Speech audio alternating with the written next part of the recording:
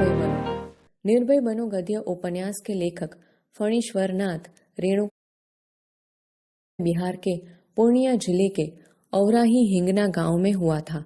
उनका निधन सन 1977 में हुआ। अपने पहले उपन्यास मेला आंचल के प्रकाशन के साथ ही वे विख्यात हो गए। विद्यार्थी जीवन में ही मानवीय सामाजिक मूल्यों के प्रति कथानायक मनमोहन का कैसे झुकाव होता है, इस अंश में उसका चित्रण है। शिक्षक इस पाठ से निर्भयता के गुण का विकास करने का प्रयास करेगा। प्रियोदा। प्रियव्रत राय मैट्रिक में पढ़ता है। स्कूल में सभी लड़के और मास्टर उसको प्यार करते हैं। स्कूल ही नहीं, उस छोटे से कस्बे में उसको प्रायः सभी जानते हैं। हर रविवार की सुबह बगल में झोली लटकाकर सन्यासी आश्रम के लिए मुठिया वसूलने निकलता है। कभी अकेला, कभी साथियों के साथ। स्कूल का कोई छात्र या शिक्षक बीमार पड़ा तो प्रियोदा अपनी टोली के साथ उसके घर पर हाजिर। जब तक रोगी भला चंगा न जाए, उसका दल सेवा में जुटा रहता है। रोबी और कालू प्रियोदा के दल में है। उन लोगों ने मनमोहन को भी अपने साथ प्रियोदा के दल में शामिल कर लिया। हर शनिवार को परमान के उस पार बालूचर पर प्रियोदा के दल के सदस्य स्कूल की छुट्टी के बाद जमा होते हैं। खेल कूद, गाने बजाने के अलावा प्रियोदा दुनिया भर की खबर सुनाते हैं। रविवार का प्रोग्राम तय करते हैं। किस मोहल्ले में कौन जाएगा मुठिया वसूलने, किस बीमार की सेवा करने कौन कौन जाएगा। उस दिन मनमोहन का परिचय देते हुए कालू ने कहा था, प्रियोदा, यह मोना मनमोहन खूब तेज लड़का है, क्लब का सदस्य होना चाहता है। प्रियोदा ने मनमोहन को सिर से पैर तक देखकर पूछा, भारतवर्ष के एक ऐसे आदमी का नाम लो जिसे लोग भगवान का अवतार समझते हैं। महात्मा गांधी। ठीक है, तुम पढ़ लिख कर क्या बनना चाहते हो? प्रियोदा का दूसरा सवाल। मनमोहन चुप रहा, फिर बोला, वकील। सभी ठठाकर हंसे, लेकिन प्रियोदा गंभीर ही रहे।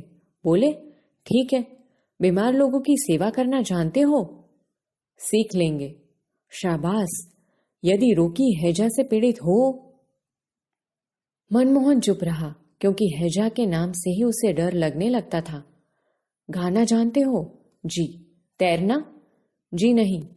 प्रियोदा ने सूर्यनारायण नामक सदस्य से कहा, सूरज, मौना तैरना नहीं जानता, सीख जाएगा। एक दिन उठाकर पानी में फेंक दूंगा, खुद तैरने लगेगा। सभी हंसे। सूर्यनारायण पढ़ने में कमजोर था, लेकिन शरीर उसका मजबूत है। रोज 100 दंड बैठक करता है।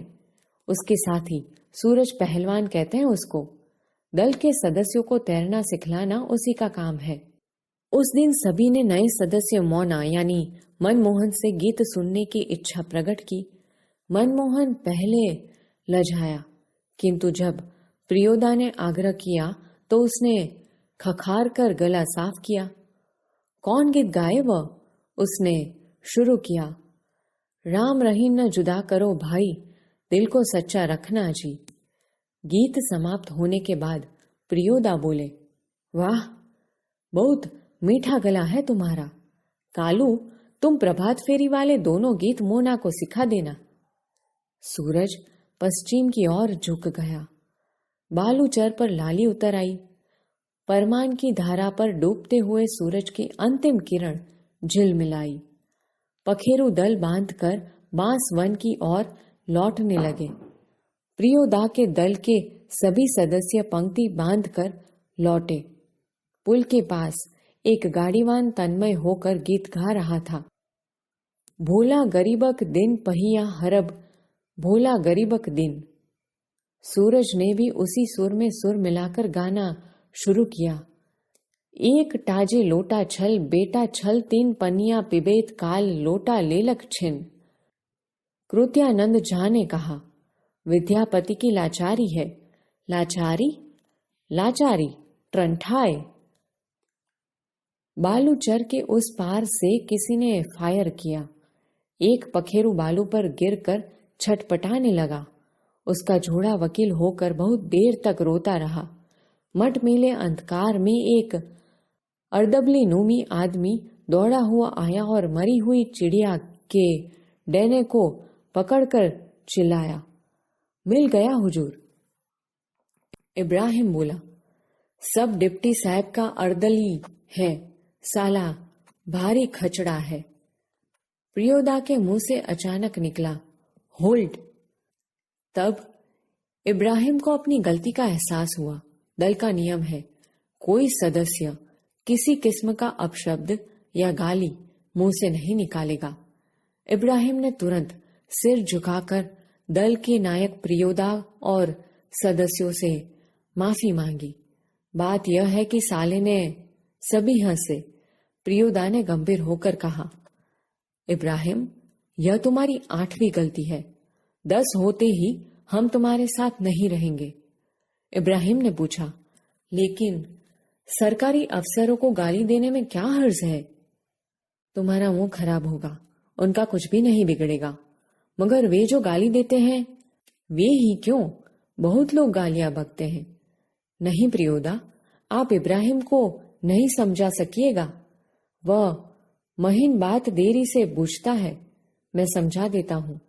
देखो इब्राहिम, यदि क्लब का मेंबर रहना है तो इसके रूल्स को मानना होगा।